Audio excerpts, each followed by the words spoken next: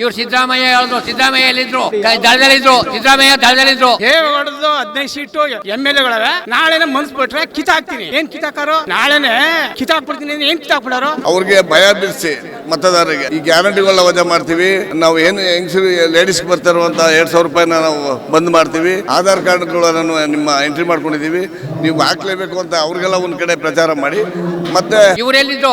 GT ಜವಾಗೌಡ, ಬಾಲ್ಕೆಟ ಎಲ್ಲಿದ್ರು? ಇವರೆಲ್ಲ ಇಲ್ಲಿ ದುಡ್ಡು ಸಿಕ್ಕಲ್ತು ಇಲ್ಲಿ ದುಡ್ಡು ಮಾಡು ಅಲ್ಗೋದ್ರು. ನಮ್ಮೇಲಿ ಕೆಲಸ ಮಾಡಿದ್ರು ಕುಮಾರಣ್ಣ 10 ವರ್ಷದಿಂದ ಕೆಲಸ ಮಾಡೋದು ಯಾವ ಇತಿಹಾಸದಲ್ಲಿ ಯಾರು ಮಾಡಿಲ್ಲ. ಮಾಡಿದ್ರು ಅದನ್ನೊಂದು ಪೂಜೆ ಮಾಡೋದಿಯಲಿ, ಒಂದು ರೋಡ್ ಗುದ್ಲಿ ಪೂಜೆ ಮಾಡೋದಿಲ್ಲ, ಒಂದು ಟೇಪ್ ಕಟ್ ಮಾಡೋದಿಯಲಿ, ಒಂದು ಸಭೆ ಮಾಡೋದಿಯಲಿ, ಇದು ಮಾಡಲಿಲ್ಲ ಅವರು. ಅದೇ ಹಾಸ್ಪಿಟಲ್ ಅದು ಕರೆಕ್ಟಾಗಿ ಓಪನ್ ಮಾಡಿದ್ರೆ ಇಗ್ಲೂರು ನಮ್ಮ ಏರಿಯಾಕ್ಕೆ ಫುಲ್ ಹಾಸ್ಪಿಟಲ್ ಡಾಕ್ಟರ್ ತಂದು ಉದ್ಘಾಟನೆ ಮಾಡಿದ್ರೆ ಬೇರೆ ತರ ಇತ್ತು. ಅದನ್ನು ಮಾಡಕ್ ಆಗಿಲ್ಲ ಅವರು. ಹಿಂದುಳಿದ ಮತಗಳನ್ನ ಯಾವುದೋ ಒಂದು ಕೆಟಗರಿ ಇದೆ, ಮುಸ್ಲಿಮ್ಸ್ ಕೆಟಗರಿ, ಅದನ್ನ ಸಂಪೂರ್ಣವಾಗಿ ಓಟ್ ತಗೊಳ್ಳೋ ಒಂದು ಒನ್ವೇ ಕಡೆ ಮಾಡ್ಕೊಳ್ಳೋದಕ್ಕೆ ಯಶಸ್ವಿ ಆಗಿದ್ದಾರೆ. ಬೇಡಪ್ಪ, ದೇವೇಗೌಡರ ತರ ಒಂದು ಸ್ವಂತ ಪಕ್ಷ ಕಟ್ಟಿ ಇವನು ಆ ತರ ಜಯ ಗಳಿಸಿದ್ರೆ ಸರಿ ಅಂತ ಒಪ್ಪತ್ತೀನಿ. CP ಯೋಗೇಶ್ವರ್ ಬಗೆಯಾಗೆ ನಮ್ಮ ತಾಲೂಕಲ್ಲಿ ಯಾರು ಇರೋದೇ ಇಲ್ಲ. ನಮ್ಗೆ ಅಜೆಂಡಾ ಏನಂದ್ರೆ ಕಾಂಗ್ರೆಸ್ ಇರೋದು ನಮ್ಗೆ, ಮತ್ತೆ ನಾವು ಹಿಂದುತ್ವದ ಹೋರಾಟಗಾರರು. ಇಲ್ಲ ನಾನು ಒಪ್ಕೊಳ್ತೀನಿ. ಆಡಳಿತ ಪಕ್ಷ ಇಲ್ಲ ಅಂತಾರೆ. ಇಲ್ಲಿ ನಮ್ಮ ವಿರೋಧಿ ಬಣ ಯಾವತ್ತೂ ಕೌಂಟ್ ಕೇರ್ಲಿಲ್ಲ. ನಿಖಿಲ್ ಗೆದ್ದೇ ಗೆಲ್ಲೋರು. ಇವನೇ ಗೆಲ್ಲುದ್ ಕಷ್ಟ ಆಗಿ ಬೇರೆ ಪಕ್ಷಕ್ಕೆ ಹೋಗಿ ಪಿತೂರಿ ನಡೆಸಿ ಅಲ್ಲಿಗೆ ಸೇರ್ಕೊಂಡವನೆ. ದೇವೇಗೌಡರ ಪಕ್ಷ ಕಿತ್ತಾಕೋದೇನ್ ಕಿತ್ತಾಕನೋ. ಸರ್ ನಮಸ್ತೆ ಸರ್. ನಮಸ್ತೆ ಮೇಡಮ್. ನಿಮ್ಮ ಹೆಸರು?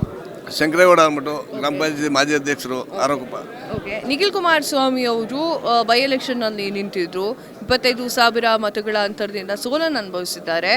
ಸರ್ ಹೇಳಿ ಸರ್, ನಿಖಿಲ್ ಕುಮಾರಸ್ವಾಮಿ ಅವರ ಸೋಲಿಗೆ ಕಾರಣ ಏನಿರ್ಬೋದು?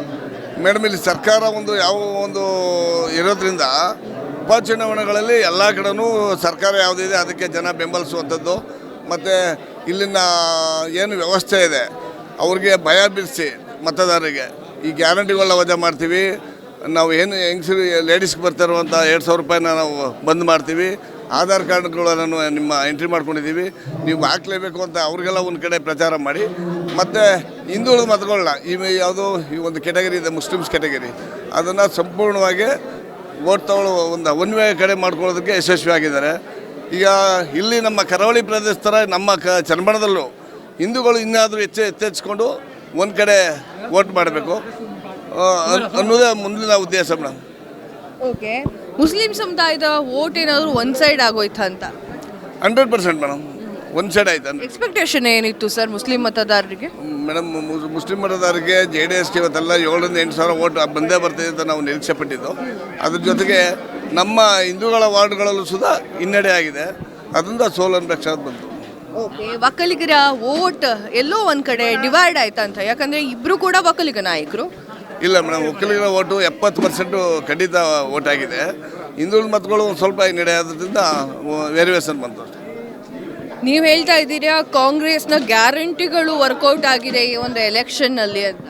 ಹೌದು ಮೇಡಮ್, ಗ್ಯಾರಂಟಿಗಳು ವರ್ಕೌಟ್ ಆಗಿದೆ. ಮತ್ತು ಬೈ ಎಲೆಕ್ಷನ್ ಅಲ್ವಾ, ಅದರಿಂದ ಸರ್ಕಾರ ಯಾವುದಿದೆ ಅದಕ್ಕೆ ಒಲವು ಕೊಡುವಂಥದ್ದು ಸರ್ವಸಾಮಾನ್ಯ ಇದ್ದೇ ಇರ್ತದೆ ಯಾವುದೇ ಸರ್ಕಾರ ಇದ್ರು. ಓಕೆ. ಇವಾಗ ನಿಮಗೆ CP ಯೋಗೇಶ್ವರ್ ಅವರು ನಿಮ್ಮ ಕ್ಷೇತ್ರದ MLA. ಸೊ ಏನು ಹೇಳ್ತೀರಾ ಅದ್ರ ಬಗ್ಗೆ? CP ಯೋಗೇಶ್ವರ್ ಬಗೆಯಾಗೆ ನಮ್ಮ ತಾಲೂಕಲ್ಲಿ ಯಾರು ಇರೋದೇ ಇಲ್ಲ. ನಮಗೆ ಅಜೆಂಡಾ ಏನಂದರೆ ಕಾಂಗ್ರೆಸ್ ಇರೋದು ನಮಗೆ, ಮತ್ತು ನಾವು ಹಿಂದುತ್ವದ ಹೋರಾಟಗಾರರು ಅಷ್ಟೇ. Thank you sir. Thank you so much sir. ನಮಸ್ತೆ ಸರ್. ನಿಮ್ಮ ಹೆಸರು? ದಾಸೇಗೌಡ ಅಂತ, ಅಕ್ಕೂರು VSSನ ಉಪಾಧ್ಯಕ್ಷ.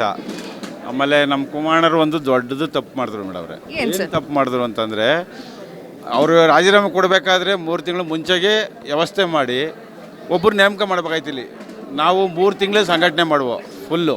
ಅವ್ರು ಅದೇ DK ಶಿವಕುಮಾರ್ ಜಾಗ ಮಾಡ್ಕೊಬಿಟ್ಟು ಏನು ಮಾಡಿದ್ರು, 3 ತಿಂಗಳು ಮುಂಚೆಗೆ ಸಂಘಟನೆ ಮಾಡಿದ್ರು. ಅವರು ಬಂದು ಎಲ್ಲರನ್ನೂ ಗುಂಪು ಕಟ್ಟಿದ್ರು. ನಮ್ಮ ಮೇಲೆ ಗೊಂದಲ ಒಂದು ಉತ್ಪತ್ತಿ ಆಯಿತು. ಯಾಕೆ ಗೊಂದಲ ಉತ್ಪತ್ತಿ ಆಯಿತು? ಟಿಕೆಟ್ ಕೊಡೋದೇ ಗೊಂದಲ ಉತ್ಪತ್ತಿ ಮಾಡಿದ್ರು. ತುಂಬ ಲೇಟ್ ಆಯಿತು. ಇವತ್ತಾಯ್ತದೆ, ನಾಳೆ ಆಯ್ತದೆ, ಅವ್ರಿಗಾಯ್ತದೆ, ಇವ್ರಿಗಾಯ್ತದೆ ಅಂತ ತುಂಬ ಲೇಟ್ ಮಾಡಿದ್ರು. ನಮ್ಮ ಮೇಲೆ ಏನಾಯ್ತು, ಜನಗಳು ಎಲ್ಲರನ್ನೂ ಅವ್ರನ್ನ ನಾವು ಅಷ್ಟೊತ್ತಿಗೆ ಎಲ್ಲರೂ ಕರ್ಕೊಬಿಟ್ರು. ಅವರು ಎಲ್ಲ ಎಳ್ಕೊಂಡ್ರು. ಲೀಡ್ರುಗಳು ಯಾರ್ಯಾರು ರೋಸಲ್ಲಿ ಓಡಾಡ್ತಾರೆ ಅವರೆಲ್ಲರೂ ಕಲೆಕ್ಟ್ ಮಾಡ್ಕೊಂಡ್ರು. ನಮಗೆ ಮೊದಲೇ ಅನೌನ್ಸ್ ಮಾಡಿಬಿಟ್ಟು ಯಾರಾಗಿರಲಿ, ಒಬ್ಬ ತಾಲೂಕು ಲೀಡರ್ ಆಗಿರಲಿ, ಯಾರೇ ಅನೌನ್ಸ್ ಮಾಡಿ ನೀವು ಕಾರ್ಯಕರ್ತರು ಓಡಾಡಿ ಅಂತ ಹೇಳಿದರೆ ತುಂಬ ಚೆನ್ನಾಗೋದು. ನಮ್ಮದು ಅಕ್ಕೂರು ಹೊಸಳ್ಳಿ ಅಂತೇಳಿ 14 ಕೋಟಿ ಖರ್ಚು ಮಾಡಿ ಹಾಸ್ಪಿಟ್ಲ್ ಕಟ್ತಿದ್ದಾರೆ. ಇವರೇ ಎಲ್ಲ ಪ್ರತಿಯೊಂದು ಇವ್ರದ್ದೇ. 1 ವರ್ಷ ಮುಂಚೆಗೆ ಬಂದು ಇನ್ನೇನು ಹೆಂಗಿರೋ ಲೋಕಸಭೆ ಎಲೆಕ್ಷನ್ ಬರ್ತದೆ ಅಂತೇಳಿ ಡಾಕ್ಟ್ರುಗಳು ವ್ಯವಸ್ಥೆ ಮಾಡಿ ಇಲ್ಲಿ ಬಂದು ಉದ್ಘಾಟನೆ ಮಾಡಿ ಒಂದು ಮಾಡಿದರೆ.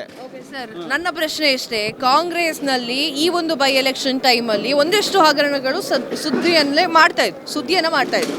ಅದರಲ್ಲಿ ಮೂಡ ಹಗರಣ ಆಗಿರ್ಬೋದು, ವಾಲ್ಮೀಕಿ ಹಗರಣ ಆಗಿರ್ಬೋದು, ವಕ್ಫ್ ವಿವಾದ ಆಗಿರ್ಬೋದು. ಆದರೂ ಕೂಡ 3 ಕ್ಷೇತ್ರದಲ್ಲಿ ಕಾಂಗ್ರೆಸ್ ಬಂದಿದೆ. ಯಾಕೆ ಬಂದಿದೆ ಅಂದರೆ ನಮ್ಮ ಚನ್ನಬಣ್ಣ ತಾಲೂಕೇನು ಅನ್ವಯಿಸಿರಲಿಲ್ಲ. ಅದು ಆ ಥರ ಏನೂ ಇದಿರಲಿಲ್ಲ. ನಮ್ಮಲ್ಲಿ ಕೆಲಸ ಮಾಡಿದ್ರು ಕುಮಾರಣ್ಣರು 10 ವರ್ಷದಿಂದ ಕೆಲಸ ಮಾಡಿದ್ರೆ ಯಾವ ಇತಿಹಾಸದಲ್ಲಿ ಯಾರು ಮಾಡಿಲ್ಲ ಮಾಡಿದ್ರು. ಅದನ್ನೊಂದು ಪೂಜೆ ಮಾಡೋದಿಯಲಿ, ಒಂದು ರೋಡ್ ಗುದ್ದಲಿ ಪೂಜೆ ಮಾಡೋದಿಯಲ್ಲ, ಒಂದು ಟೇಪ್ ಕಟ್ ಮಾಡೋದಿಯಲಿ, ಒಂದು ಸಭೆ ಮಾಡೋದಿಯಲಿ, ಇದು ಮಾಡಲಿಲ್ಲ ಅವರು. ಅದೇ ಹಾಸ್ಪಿಟ್ಲ್ ಅದು ಕರೆಕ್ಟಾಗಿ ಓಪನ್ ಮಾಡಿದರೆ ಇಗ್ಲೂರು ನಮ್ಮ ಏರಿಯಾಕ್ಕೆ ಫುಲ್ಲು ಹಾಸ್ಪಿಟ್ಲು ಡಾಕ್ಟ್ರ್ ತಂದು ಉದ್ಘಾಟನೆ ಮಾಡಿದರೆ ಬೇರೆ ಥರ ಇತ್ತು. ಅದನ್ನು ಮಾಡೋಕ್ಕಾಗಿಲ್ಲ ಅವರು. ಹಾಗಾದ್ರೆ ಕಾಂಗ್ರೆಸ್ ಅವ್ರು ಏನಾದರೂ ಸ್ಟ್ರಾಂಗ್ ಆಗಿ ಪ್ರಚಾರ ಮಾಡಿದ್ರ? ಅವ್ರು ಏನು ಸ್ಟ್ರಾಂಗ್ ಏನು ಪ್ರಚಾರ ಮಾಡಿಲ್ಲ, ಅವರು ಇದೇ ಥರ ಮಾಡಿದ್ರು. ಆಮೇಲೆ ಅವ್ರದ್ದು ಏನಪ್ಪ ಅಂದರೆ ಗ್ಯಾರಂಟಿ ಯೋಜನೆ ಎಲ್ಲರಿಗೂ ತುಂಬ ಲೇಡೀಸ್ಗಳಿಗೆ ತಲೆ ತುಂಬಿದ್ರು, ಭಾರಿ ತಲೆ ತುಂಬಿದ್ರು. ಗ್ಯಾರಂಟಿ ಯೋಜನೆ ನಿಲ್ಲಿಸ್ಬಿಡ್ತಾರೆ, ಇವ್ರು ಬಂದರೆ ನಿಲ್ಲಿಸ್ಬಿಡ್ತಾರೆ, ನಾವಿದ್ರೆ ಕೊಡ್ತೀವಿ ಅಂತೇಳಿ ಬಸ್ಸೊಂದು ನಿಲ್ಲಿಸ್ತಾರೆ, ಸಡನ್ ಆಗಿ ನಿಲ್ಲಿಸ್ತಾರೆ. ಇವ್ರು ಸಿದ್ದರಾಮಯ್ಯ ಹೇಳಿದ್ರು, ಸಿದ್ದರಾಮಯ್ಯ ಎಲ್ಲಿದ್ರು? ದಳದಲ್ಲಿದ್ರು. ಸಿದ್ದರಾಮಯ್ಯ ಇವರೆಲ್ಲಿದ್ರು? GT ಜವಾಗೌಡ, ಬಾಲ್ಕೆ ಸ್ಟೈಲಿದ್ರು. ಇವರೆಲ್ಲ ಇಲ್ಲಿ ದುಡ್ಡು ಸಿಕ್ಕಲ್ತು ಇಲ್ಲಿ ದುಡ್ಡು ಮಾಡೋಕೆ ಅಲ್ಗೋದ್ರು ಮೇಡಮರೇ, ದುಡ್ಡು ಮಾಡೋಕೆ ಅಲ್ಗೋಯ್ತವ್ರೆ. ಇವ್ರಿಗೆ ಕಾಂಗ್ರೆಸ್ ಇದ್ರವರು JDS ಅವರು BJP ಅವರು ದುಡ್ಡು ಮಾಡಬೇಡಿ, ಜನಕ್ಕೆ ಸಪೋರ್ಟ್ ಮಾಡಿ ಅಂತ ಹೇಳ್ತಾರೆ. ಇವ್ರು ಸಪೋರ್ಟ್ ಮಾಡೋದಿಲ್ಲ, ಇಲ್ಲಿಂದ ಕಿತ್ಕೋಗಿ ದುಡ್ಡು ಪೆಟ್ಟಿಗೆ. ನಿಮ್ ಪ್ರಕಾರ ನಿಖಿಲ್ ಕುಮಾರಸ್ವಾಮಿ ಅವರ ಸೋಲಿಗೆ ಕಾರಣ ಏನು? ಮುಂದಿನ ಮುಖ್ಯಮಂತ್ರಿ ಅವ್ರನ್ನೇ ಮಾಡ್ತೀವಿ ನಾವು. ನಿಖಿಲ್ ಕುಮಾರಸ್ವಾಮಿ ಸೋಲೋಕೆ ಕಾರಣ ಏನು? ನಿಖಿಲ್ ಕುಮಾರಸ್ವಾಮಿ ಸೋಲೋಕ್ಕೆ ಕಾರಣ ಅಂತಂದರೆ ಈ ಚುನಾವಣೆ ನಾಳಕ್ಕೆ ಅಂತ ಸ್ತ್ರೀ ಶಕ್ತಿ ಸಂಘ ಗ್ಯಾರಂಟಿ ಯೋಜನೆಗಳು 2,000 ಬರ್ತದಲ್ಲ, ಅದು ಒಂದು ತಿಂಗಳು ಪೆಂಡಿಂಗ್ ಉಳಿದಿತ್ತು. ಪ್ರೆಸೆಂಟ್ ತಿಂಗಳು 4,000 ಆಯಿತು. ಬಟ್ಟು ಹಾಲಿನ ಪ್ರೋತ್ಸಾಹಧನ, ಅಕ್ಕಿ ಕಾಸು ಇವೆಲ್ಲವೂ ಟೋಟಲಿ ಒಂದು ಅಮೌಂಟ್ಗೆ ಕ್ರಿಯೇಟ್ ಆಯಿತು. ಮಹಿಳಾ ಮತದಾರರಿಗೆ ಒಂದಷ್ಟು ಲಾಭ ಆಯಿತು. ಈ ತಾಲೂಕಲ್ಲಿ ಅದೊಂದು ಲಾಭ ಆಯಿತು. ಅದು ಒಂದು ನಮಗೆ JDSಗೆ ನಮ್ಗೆ ಅಲ್ಲೊಂದು ಮೈನಸ್ ಆಯಿತು. ಎರಡನೇದಾಗಿ ಟೌನ್ಗೆ ಸಂಬಂಧಪಟ್ಟಂಗೆ ನಗರಸಭೆ ಕೌನ್ಸಿಲರ್ಗಳೆಲ್ಲನೇ ಹೈಜಾಕ್ ಮಾಡಿದ್ರು. ಅಲ್ಲೂ ನಮಗೆ ಲೀಡರ್ಶಿಪ್ ಕಮ್ಮಿ ಆಯಿತು. ಅಲ್ಲಿ ಈ ಮೂಮೆಂಟ್ನಲ್ಲಿ ನಮಗೆ ಸೋಲು ಆಯಿತು. ಈಗ ಮುಂದೆ ನಿಖಿಲ್ ಕುಮಾರ್ ಈಗ ಮೂಢ ಹಗರಣ ಹೇಳಿದ್ರಲ್ಲ, ಮೂಢ ಹಗರಣ ಅಂತ ಹೊರಟ್ರೆ ನೀವು ಮೂಢ ಹಗರಣ 3 ತಿಂಗಳು ಕುಮಾರಸ್ವಾಮಿ ಅಂಡ್ ದೇವೇಗೌಡರು ಸುತ್ತನೇ ಗಿರ್ಕೆ ಹೊಡಿತದು. 136 ಕಾಂಗ್ರೆಸ್ ಗೆದ್ದಿರ್ಬೋದು, ಸಿದ್ದರಾಮಯ್ಯನೇ ಚೀಫ್ ಮಿನಿಸ್ಟ್ರು. ನಿಖಿಲ್ ಕುಮಾರಸ್ವಾಮಿ ಅವರು ಚನ್ನಪಟ್ಟಣದಲ್ಲಿ ನಿಂತ್ಕೊಂಡ್ರು, ಬೈ ಎಲೆಕ್ಷನ್ ನಲ್ಲಿ ನಿಂತ್ಕೊಂಡ್ರು. ಅವರಿಗೆ ಸಪೋರ್ಟ್ ಆಗಿ ದೇವೇಗೌಡರ ಆದಿಯಾಗಿ ಎಲ್ಲರೂ ಕೂಡ ಬಂದ್ರು. ಆದ್ರೂ ಕೂಡ ನಿಖಿಲ್ ಕುಮಾರಸ್ವಾಮಿ ಅವರು ಸೋಲನ್ನು ಅನುಭವಿಸ್ತಾರೆ. ಇಲ್ಲ, ಆಡಳಿತ ಪಕ್ಷ ಅಲೆಯಲ್ಲಿ ನಮಗೆ ಸೋಲಾಯಿತು. ಆಡಳಿತ ಪಕ್ಷ ಜೋರಾಗಿ ಅಲೆ ಬೀಸಿದೆ. ಇಲ್ಲ, ನಾನು ಒಪ್ಕೊಳ್ತೀನಿ. ಆಡಳಿತ ಪಕ್ಷ ಇಲ್ಲ ಅಂತಾರೆ ಇಲ್ಲಿ ನಮ್ಮ ವಿರೋಧಿ ಬಣ ಯಾವುದಕ್ಕೂ ಕೌಂಟ್ಗೆ ಇರಲಿಲ್ಲ. ನಿಖಿಲ್ ಗೆದ್ದೇ ಗೆಲ್ಲೋರು. CP ಯೋಗೇಶ್ವರ್ ಅವರು ನಿಮ್ಮ MLA, ಸೊ ಏನು ಎಕ್ಸ್ಪೆಕ್ಟೇಷನ್ ಇದೆ? ಇರಲಿ, ಅವ್ರು ನಾವೇನು ಎಕ್ಸ್ಪೆಕ್ಟ್ ಮಾಡೋದು? ನಮಗೂ MLAನೇ, ಈ ತಾಲೂಕೆಲ್ಲ MLAನೇ.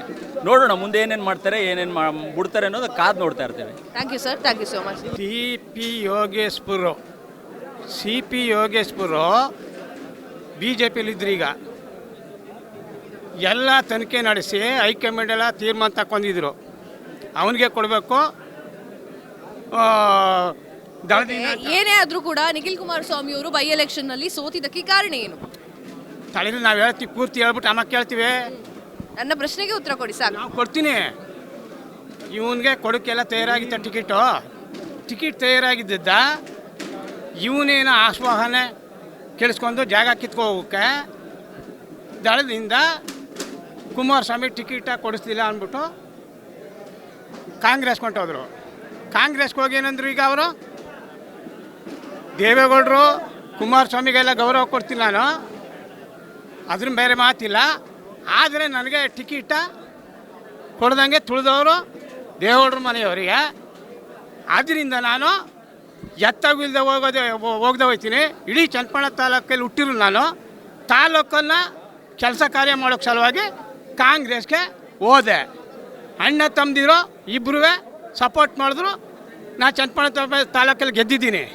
ಆದರೆ ದೇವೇಗೌಡರದು 15 ಸೀಟು MLAಗಳವೆ. ನಾಳೆನೇ ಮನಸ್ಬಿಟ್ರೆ ಕಿತ್ತಾಕ್ತೀನಿ. ಏನು ಕಿತ್ತಾಕಾರೋ? ನಾಳೆನೇ ಕಿತ್ತಾಕ್ಬಿಡ್ತೀನಿ. ಏನು ಕಿತ್ತಾಕ್ಬಿಡೋರು? ಬೇಡಪ್ಪ. ದೇವೇಗೌಡರ ಥರ ಒಂದು ಸ್ವಂತ ಪಕ್ಷ ಕಟ್ಟಿ ಇವನು ಆ ಥರ ಜಯ ಗಳಿಸಿದ್ರೆ ಸರಿ ಅಂತ ಒಪ್ಪತ್ತೀನಿ. ಇವನೇ ಗೆಲ್ಲೋದು ಕಷ್ಟ ಆಗಿ ಬೇರೆ ಪಕ್ಷಕ್ಕೆ ಹೋಗಿ ಪಿತೂರಿ ನಡೆಸಿ ಅಲ್ಲಿಗೆ ಸೇರ್ಕೊಂಡವನೆ. ದೇವೇಗೌಡರ ಪಕ್ಷ ಕಿತ್ತಾಕೋದೇನು ಕಿತ್ತಾಕನೋ? ದೇವೇಗೌಡರದು ನಾವು ಇತಿಹಾಸದಲ್ಲಿ ಗೆಲ್ತೇನೆ ನೆಕ್ಸ್ಟ್ ಸಾರಿಗೆ. ಇನ್ನೆಷ್ಟು ದಿನ? 3 ವರ್ಷ. ಏನಾಯ್ತಲ್ಲಿ? ನಿಖಿಲ್ಗೆ ಹೇಳ್ತಿದ್ದೋ ನಾವೆಲ್ಲ, ಕುಮಾರಣ್ಣಂಗೆ ಹೇಳ್ದೋ, ಈ ಸಾರಿ ನಿಖಿಲ್ ನಿಲ್ಲಿಸ್ಕೋಬೇಡಿ, ಚನ್ನಪಣ್ಣ ತಾಲೂಕಲ್ಲಿ ಯೋಗೇಶ್ಗೆ ಬಿಟ್ಕೊಟ್ಬಿಡಿ. ಎಲ್ಲ ಆಗೋರು ಲಕ್ಷ ಲೀಡ್ಗೆಲ್ಲ ಗೆಲ್ಲು, ನಾವು ಲಕ್ಷ ಲೀಡಲ್ಲಿ ಗೆಲ್ತಿದ್ದು ನಾವು ಪಕ್ಕ ದಳದವರೇ ವೋಟ್ ಮಾಡ್ತಿದ್ದ. ಇದೆಲ್ಲ ಸರ್ ಆಗಿ ಹೋಗಿರುವಂತಹ ಘಟನೆ, ಓಕೆನಾ? ಆಗಿ ಹೋಗಿರುವಂತಹ ಘಟನೆ ಇದೆಲ್ಲ. ನನ್ನ ಪ್ರಶ್ನೆ ಇಷ್ಟೇ, ನಿಖಿಲ್ ಕುಮಾರಸ್ವಾಮಿ ಅವರು ಸೋಲೋಕೆ ಕಾರಣ ಏನಾಗಿರಬಹುದು ಅಂತ. ಇಡೀ ಸಿದ್ದರಾಮಯ್ಯನ ಮಂಡಲ, ಮುಖ್ಯಮಂತ್ರಿಗಳು, ಉಪಮುಖ್ಯಮಂತ್ರಿಗಳು ಆ ಒಬ್ಬನ್ನ ಸೋಲಿಸ್ಬೇಕು ಅಂತ ಇಡೀ ಮಂತ್ರಿಮಂಡಲ ನಿಂತ್ಕೊಂಡು ಆ ಅಪ್ಪನ್ನ ಸೋಲಿಸಿ ಇದು ಮಾಡಿದ್ರು. ಅಭಿವೃದ್ಧಿ ಮಾಡ್ತೀನಿ, ಅವನು DK ಶಿವಕುಮಾರ್ ಎಲ್ಲಿ ಬಂದಿರಲೇ ಇಲ್ಲ. ನಮ್ಮ ಚನ್ನಪಟ್ಟಣ ವಿರೂಪಾಕ್ಷಪುರದ ಹೋಬಳಿ ಬೇಕಾದಷ್ಟು 15 ವರ್ಷ 20 ವರ್ಷ ಗೆದ್ದಿದ್ರು ಅವರು DK ಶಿವಕುಮಾರು. ಆಗ ಅಲ್ಲಿಗೆ ಬಂದಿರಲೇ ಇಲ್ಲ ನಮ್ಮ ವಿರೂಪಾಕ್ಷಪುರದ ಹೋಬಳಿಗೆ.